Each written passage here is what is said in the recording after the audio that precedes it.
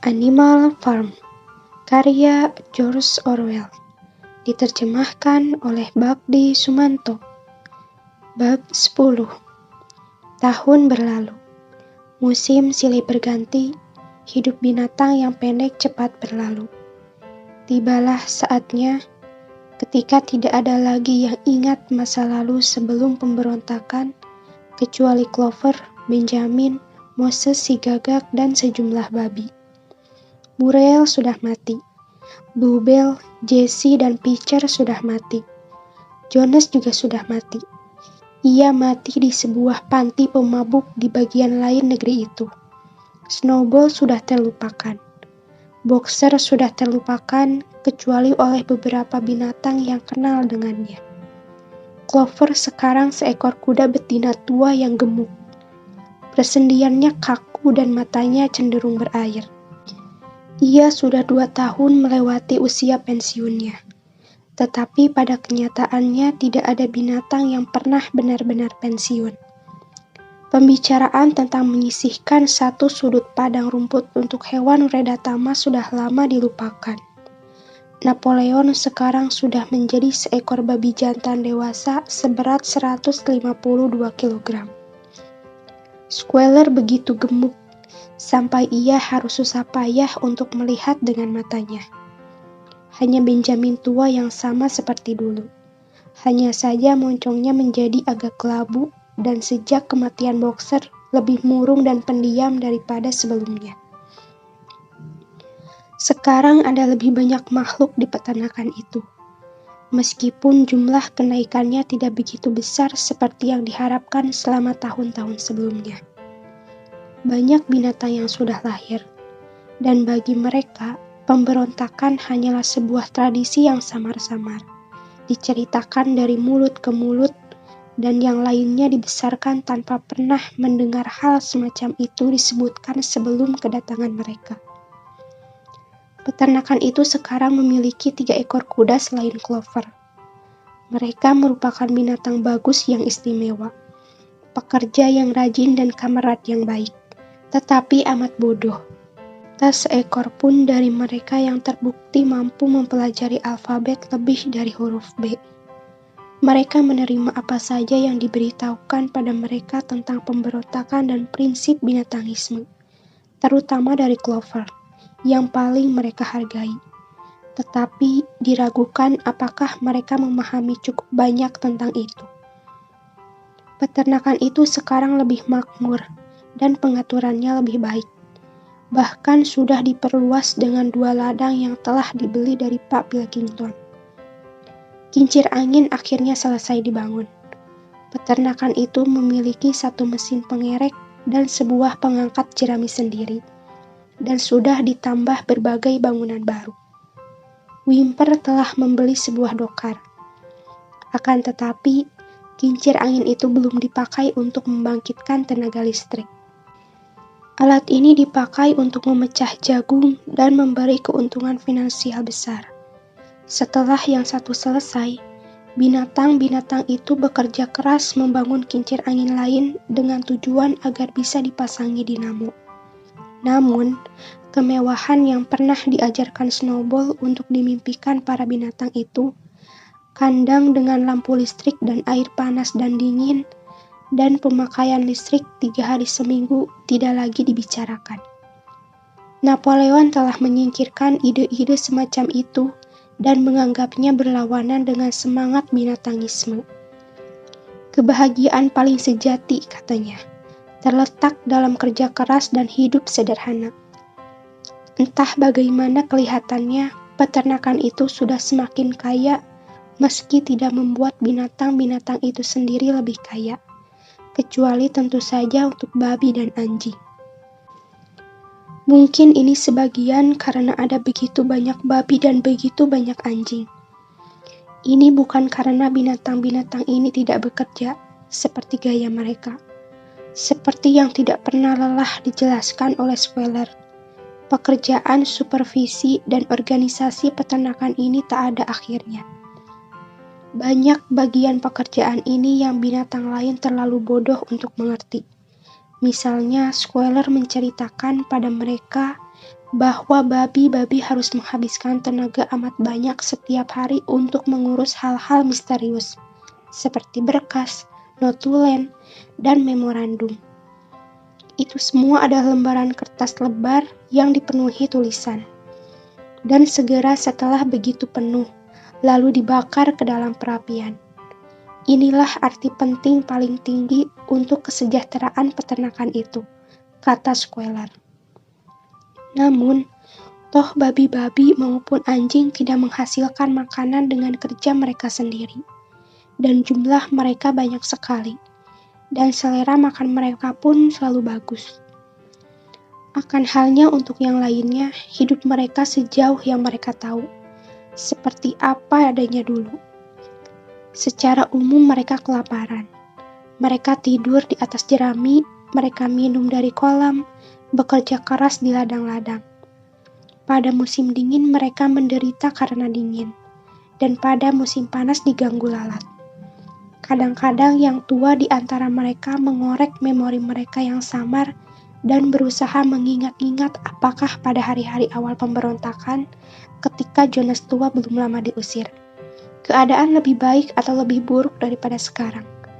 Mereka tidak bisa ingat. Tidak ada hal apapun yang bisa mereka bandingkan dengan hidup mereka sekarang. Mereka tidak punya bukti apa-apa kecuali daftar angka Squealer, yang selalu menunjukkan bahwa segala sesuatu semakin baik dan lebih baik. Binatang-binatang itu sadar, masalah itu tidak bisa diatasi. Bagaimanapun, mereka hanya punya waktu sedikit untuk berspekulasi tentang hal-hal semacam itu sekarang. Hanya Benjamin tua yang mengaku ingat setiap detail hidupnya yang panjang dan tahu bahwa hal-hal tidak pernah atau pernah jauh lebih baik atau lebih buruk. Kelaparan, kerja keras, dan kekecewaan. Katanya merupakan hukum kehidupan yang tidak bisa diubah. Toh binatang-binatang itu tidak pernah kehilangan harapan. Lebih-lebih mereka tidak pernah kehilangan, bahkan untuk sejenak, rasa hormat dan keistimewaan menjadi anggota peternakan binatang. Mereka tetap satu-satunya peternakan di seluruh negeri, di seluruh Inggris, yang dimiliki dan dijalankan oleh binatang. Tak seekor pun dari mereka, bahkan yang termuda, bahkan juga pendatang yang telah dibawa dari peternakan-peternakan 15 atau 30 km jauhnya pernah berhenti mengaguminya. Waktu mereka mendengar senapan meletus dan melihat bendera hijau berkibar di tiang bendera, hati mereka membengkak karena bangga tak terkira. Dan pembicaraan selalu membelok pada zaman heroik dulu. Pengusiran Jonas, penulisan 7 perintah, pertempuran-pertempuran besar yang di dalamnya manusia pernah dikalahkan. Tak satu pun mimpi lama yang dilupakan. Republik binatang yang diramalkan oleh Major, ketika padang hijau Inggris tak boleh diinjak oleh kaki manusia, masih dipercaya. Suatu ketika hari itu akan tiba. Tidak segera. Mungkin tidak selama masa hidup binatang siapa saja yang sekarang hidup, tetapi tetap akan datang. Bahkan, lagu binatang Inggris mungkin digumamkan dengan diam-diam di sana-sini. Bagaimanapun, nyatanya setiap binatang di peternakan itu hafal meskipun tidak ada yang berani menyanyikannya keras-keras. Mungkin hidup mereka begitu keras, dan bahwa tidak semua harapan mereka bisa terpenuhi. Tetapi mereka sadar bahwa mereka tidak seperti binatang lain. Jika mereka lapar, itu bukan karena memberi makan manusia yang kejam. Jika mereka kerja keras, paling tidak mereka bekerja untuk diri mereka sendiri. Tidak ada makhluk di antara mereka yang berjalan dengan 2 kaki. Tidak ada makhluk yang memanggil tuan pada makhluk lain. Semua makhluk setara. Suatu hari pada awal musim panas, Squealer menyuruh biri-biri mengikutinya dan mengajak mereka ke sepetak tanah terbengkalai di ujung lain peternakan itu, yang sudah dipenuhi semak-semak kecil. Biri-biri itu melewatkan seharian penuh meramban daun-daun itu di bawah pengawasan Squealer. Petang harinya, Squealer kembali ke rumah peternakan itu sendiri dan menyuruh biri-biri tinggal di sana saja. Kejadian itu berakhir dengan para biri-biri tinggal di sana selama seminggu penuh. Selama itu, binatang lainnya tidak melihat mereka. Squealer bersama mereka selama sebagian besar waktu itu setiap hari. Ia katanya mengajari mereka menyanyikan satu lagu baru yang membutuhkan privasi. Baru setelah biri-biri itu pulang, pada suatu petang yang menyenangkan, waktu binatang-binatang itu sudah selesai kerja dan sedang berjalan pulang ke bangunan peternakan itu. Terdengar ringkikan mengerikan seekor kuda dari halaman. Karena kaget, binatang-binatang itu berhenti berjalan. Itu adalah suara Clover. Ia meringkik lagi, dan semua binatang bergegas berlari masuk ke halaman. Lalu, mereka melihat apa yang sudah dilihat Clover. Ya, itu adalah Squealer. Agak canggung, seakan tidak terlalu biasa mendukung badannya yang besar dalam posisi itu. Tetapi dengan keseimbangan sempurna, berjalan-jalan menyeberang halaman itu. Tak lama kemudian, dari pintu rumah peternakan itu keluarlah barisan panjang babi. Semua berjalan dengan kaki belakang. Ada yang melakukannya dengan lebih baik daripada yang lain. Satu atau dua malahan sudah agak limbung. Dan seakan mereka butuh tongkat untuk berjalan. Tetapi setiap binatang itu terus berjalan mengelilingi halaman itu dengan sukses. Akhirnya, terdengar lolongan anjing dan kokok ayam jago hitam. Lalu keluarlah Napoleon sendiri, berjalan tegak dengan anggun, sambil melirik ke kanan dan ke kiri dengan anjing-anjingnya berlompatan di sekitarnya. Kakinya membawa sebuah cemeti. Suasana jadi sunyi sepi, keheranan dan ketakutan. Berdesak-desakan. Binatang-binatang itu menonton barisan panjang babi yang berbaris pelan-pelan mengelilingi halaman itu. Saat itu seakan dunia sudah jungkir balik. Lalu tibalah suatu momen ketika kejutan pertama sudah hilang. Dan ketika di luar hal lainnya, di samping teror karena anjing-anjing itu, dan dari kebiasaan yang berkembang selama bertahun-tahun untuk tidak pernah mengeluh, tidak pernah mengkritik, tidak peduli apa yang terjadi. Mereka seharusnya bisa mengungkap kata-kata protes. Namun, persis pada saat itu, seakan mendapat sinyal. Biri-biri mengembik keras bersama-sama. Kaki 4 baik, kaki 2 lebih baik. Kaki 4 baik, kaki 2 lebih baik. Kaki 4 baik, kaki 2 lebih baik. Itu berlangsung selama 5 menit tanpa henti. Dan pada waktu biri-biri itu sudah diam, kesempatan untuk mengungkapkan protes apa saja sudah lewat karena babi-babi itu sudah berbaris masuk ke rumah peternakan. Benjamin merasakan sebuah moncong mendesak bahunya. Ia memandang sekeliling. Itu adalah Clover. Matanya yang tua terlihat lebih suram daripada sebelumnya. Tanpa berkata apa-apa, dengan lembut ia menarik surai Benjamin dan membawanya berkeliling sampai ujung lumbung besar itu, di mana tertulis 7 perintah. Selama 1 atau 2 menit, mereka berdiri menatap dinding dengan tulisannya yang putih. Mataku sudah buram, akhirnya ia berkata. Bahkan ketika masih muda, aku tidak bisa membaca apa yang sudah tertulis di sana. Tetapi tampaknya dinding itu berbeda. Apakah 7 perintah itu masih sama seperti dulu, Benjamin? Kali ini, Benjamin sepakat untuk melanggar aturannya. Dan ia membacakan untuk Clover apa yang tertulis pada dinding itu. Di sana sudah tidak ada apa-apa kecuali 1 perintah tunggal. Bunyinya, semua binatang setara, tetapi beberapa binatang lebih setara daripada yang lainnya. Setelah itu, kelihatannya tidak aneh ketika hari berikutnya, babi-babi yang menjadi mandor dalam pekerjaan di peternakan itu, kakinya semua membawa cemeti. Kiranya tidak aneh kalau babi-babi itu membawa 1 set nirkabel.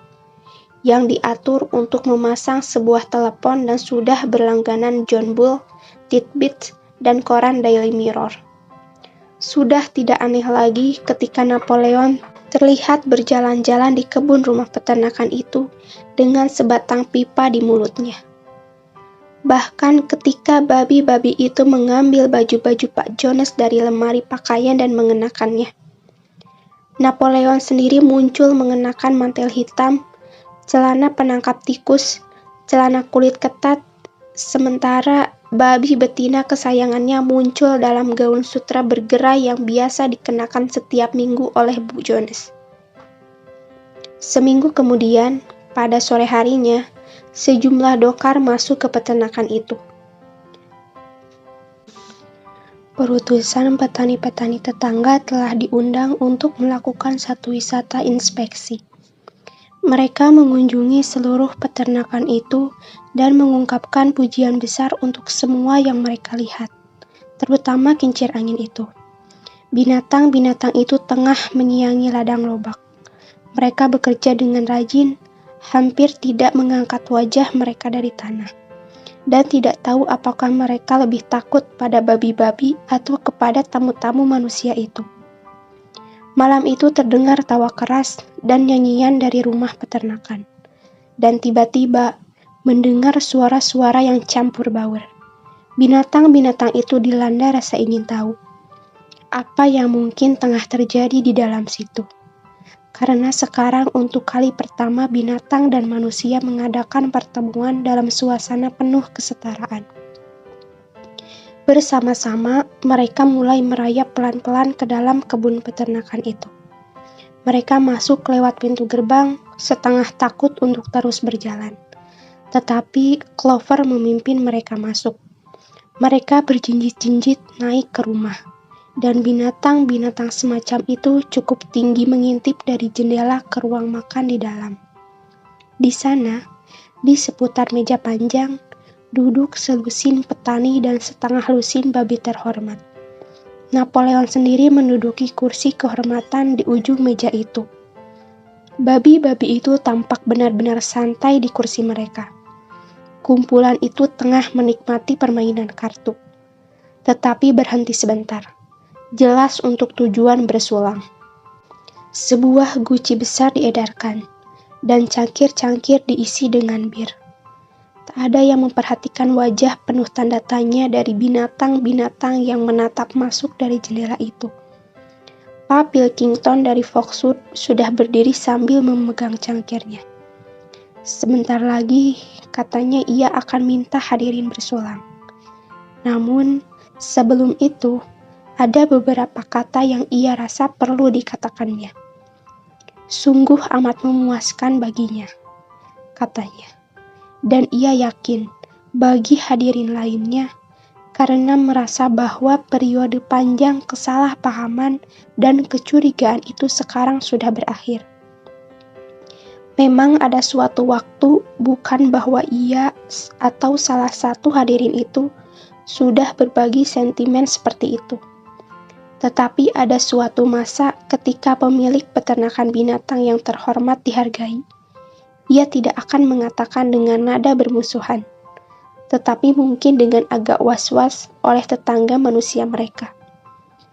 Telah terjadi insiden-insiden tidak menguntungkan, gagasan yang salah. Rasanya keberadaan sebuah peternakan yang dimiliki dan dijalankan oleh babi, entah bagaimana terlihat tidak normal dan membuat efek mengganggu di lingkungan sekitar. Terlalu banyak petani beranggapan tanpa bertanya sebelumnya, bahwa di peternakan semacam itu semangat kebebasan dan ketidakdisiplinan akan muncul. Mereka gelisah mengenai efeknya terhadap binatang mereka sendiri, atau bahkan terhadap karyawan manusia. Akan tetapi, semua keraguan itu sekarang sudah hilang. Hari ini ia dan teman-temannya sudah mengunjungi peternakan binatang dan memeriksa setiap inci tempat ini dengan mata mereka sendiri. Dan apa yang mereka temukan? Tidak hanya metode paling mutakhir, tetapi juga disiplin dan ketertiban yang seharusnya menjadi contoh bagi seluruh petani di mana saja. Ia percaya bahwa tidak salah kalau ia mengatakan bahwa binatang lebih rendah di peternakan binatang melakukan lebih banyak pekerjaan dan menerima makanan lebih sedikit daripada binatang apa saja di negeri itu. Memang, ia dan teman-temannya yang datang bertamu ini sudah mengamati banyak hal yang ingin segera mereka terapkan di peternakan mereka sendiri. Ia akan mengakhiri komentarnya, katanya, dengan menekankan sekali lagi mengenai rasa persahabatan yang hidup dan harus bertahan hidup antara peternakan binatang dan para tetangganya. Antara babi dan manusia tidak ada, dan tidak perlu ada, bentrokan kepentingan apa saja. Perjuangan dan kesulitan mereka itu satu.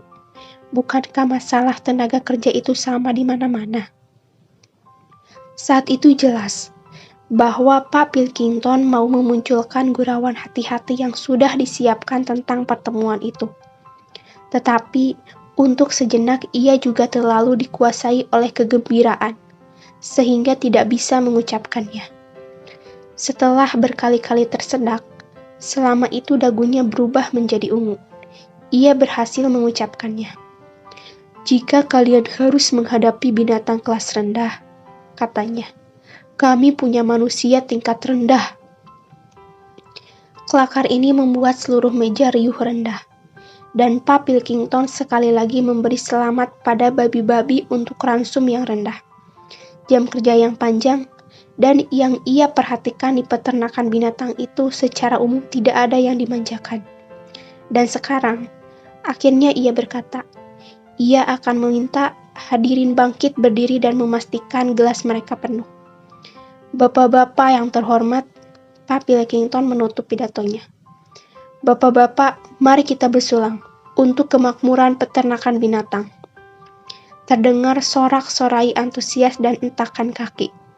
Napoleon begitu puas sampai ia meninggalkan tempatnya dan mengelilingi meja untuk menyentuhkan cangkirnya pada cangkir Pak Pilkington sebelum mereguknya habis. Setelah sorak-sorai berhenti, Napoleon yang masih tetap berdiri menyatakan bahwa ia juga mau mengucapkan beberapa patah kata. Seperti semua pidatonya, pidato Napoleon pendek dan langsung pada intinya. Ia juga katanya bahagia bahwa masa kesalahpahaman itu sudah berakhir. Sudah cukup lama muncul rumor, disebarkan, ia punya alasan untuk berpikir seperti itu. Oleh satu musuh jahat, ada sesuatu yang subversif dan bahkan revolusioner dalam pandangan dirinya sendiri dan koleganya. Selama ini mereka dituduh mencoba membangkitkan pemberontakan di kalangan binatang di peternakan tetangga. Tidak ada yang bisa lebih jauh daripada kebenaran. Satu-satunya keinginan mereka sekarang dan pada masa lalu adalah hidup damai dan berhubungan bisnis normal dengan tetangga mereka. Peternakan yang ia mendapat kehormatan untuk mengendalikannya, tambahnya adalah satu perusahaan koperasi. Di atas kertas itu adalah miliknya sendiri, tetapi sebenarnya dimiliki oleh babi-babi itu secara bersama-sama. Ia tidak percaya. Katanya bahwa kecurigaan lama itu masih ada. Tetapi akhir-akhir ini perubahan tertentu sudah dibuat dalam rutinitas peternakan yang seharusnya memberi efek lebih jauh meningkatkan kepercayaan. Sampai sekarang, binatang di peternakan itu punya satu kebiasaan tolol untuk memanggil satu sama lain dengan sebutan kamerat. Ini harus dihilangkan. Juga ada satu kebiasaan amat aneh, yang sumbernya entah dari mana. Untuk berbaris setiap minggu pagi di depan tengkorak seekor babi hutan yang dipaku di sebuah tiang di halaman. Ini juga harus dihilangkan, dan tengkorak itu sudah dikuburkan. Tamu-tamunya mungkin sudah mengamati juga bendera hijau yang berkibar di tiang bendera. Jika begitu, mereka mungkin bisa melihat bahwa gambar kuku dan tanduk putih yang sebelumnya tertera di situ sekarang sudah dibuang. Mulai sekarang dan selanjutnya yang ada hanya sehelai bendera hijau polos. Ia hanya punya satu kritik, katanya, untuk pidato Pak Pilkington yang bagus dan ramah itu. Pak Pilkington sepanjang pidatonya menyebut peternakan binatang. Tentu saja beliau tidak tahu, karena Napoleon baru sekarang untuk kali pertama mengumumkan bahwa nama peternakan binatang sudah dihapuskan. Mulai sekarang, peternakan itu dikenal sebagai peternakan manor, yang ia yakin betul dan merupakan nama aslinya. Bapak-bapak yang terhormat, Napoleon mengakhiri pidatonya, saya juga akan bersulang seperti tadi, tetapi dalam bentuk yang berbeda. Isi gelas Anda semua sampai hampir meluap. Bapak-bapak mari bersulang untuk kemakmuran peternakan manor. Terdengar sorak-sorai yang juga hangat seperti tadi, dan cangkir-cangkir dikosongkan sampai bersih. Namun, yang dilihat oleh binatang-binatang di luar, sepertinya akan terjadi sesuatu yang aneh. Apa yang telah berubah dari wajah babi-babi itu? Mata buram Clover tua bergerak dari wajah satu ke wajah lainnya. Beberapa dari mereka punya 5 dagu, ada yang punya 4, beberapa punya 3. Namun, apakah yang seakan mulai meleleh dan berubah? Lalu, tepuk tangan itu berhenti. Hadirin mengambil kartu mereka dan melanjutkan permainan yang sudah terputus. Dan binatang-binatang itu merayap pergi. Akan tetapi, belum sampai 18 meter mereka meninggalkan tempat itu, ketika mereka mendadak berhenti. Terdengar suara hiruk-pikuk dari rumah peternakan itu. Ya, sebuah perkelahian hebat tengah berlangsung. Ada teriakan, gebrakan pada meja, pandangan tajam curiga, bentakan marah. Sumber dari masalah itu tampaknya adalah bahwa Napoleon dan Pak Pilkington masing-masing sama-sama punya kartu as sekop. 12 suara berteriak-teriak marah, dan mereka semua terlihat sama. Tidak ada pertanyaan lagi sekarang. Apa yang telah terjadi dengan wajah para babi itu? Makhluk-makhluk di luar memandang dari babi ke manusia, dan dari manusia ke babi lagi. Tetapi mustahil mengatakan mana yang satu dan mana yang lainnya.